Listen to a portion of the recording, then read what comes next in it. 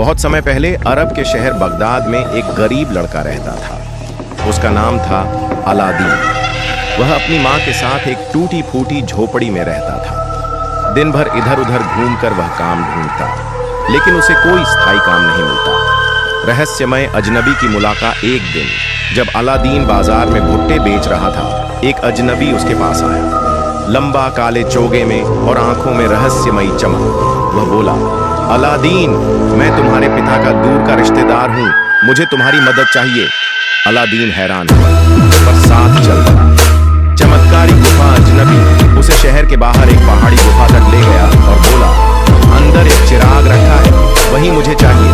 तुम जाओ, लेकिन ध्यान रहे चिराग मुझे देना, कुछ और मत छूना। गुफा में घुसते ही अलादीन चौंक गया। वहां सोने चांदी के सिक्के, हीरे जवाहरात, उड़ने वाली तलवारें और अजीब प्राचीन मूर्तियां थीं। पर अलादीन ने खुद को रोका और सिर्फ वो पुराना चिराग उठाया। जैसे ही वो बाहर आया, अजनबी ने हाथ बढ़ाया, मुझे चिराग दो। अलादीन को शक हुआ, पहले मुझे बाहर तो आने दो। अजनबी ने गुस्से में गुफा का दरवाजा बंद कर दिया और चला गया। जादू जिन्न अलादीन को अंधेरे में फंस गया। गलती से उसने चिराग को झाड़ा और तभी एक भयानक रोशनी के साथ नीले रंग का जिन्न प्रकट हुआ। तुम मेरे मालिक हो, जो कहोगे वही होगा।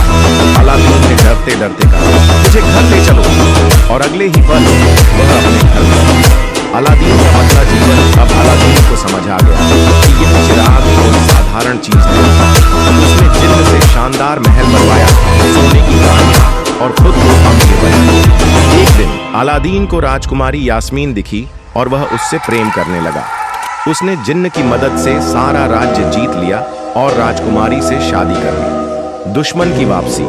लेकिन वही अजनबी जादूगर जिसे चिराग नहीं मिला था, लौट आया। उसने एक चाल चली। राजमहल के पास चिराग के बदले नए खिलौने बांटने लगा और राजकुमारी से वो चिराग ले लिया। जिन्न अब उसी के अधीन हो गया। अंतिम युद्ध। जादूगर ने चिराग के बल से अलादीन का महल गायब कर दिया और राजकुमारी को अपने देश ले गया। पर अलादीन हार मानने वाला नहीं। वह अपनी बहादुरी और एक छुपे हुए सफेरों के जादुई अंगूठी के सहारे जादूगर के किले में पहुंचा। वहां उसने चालाकी से चिराग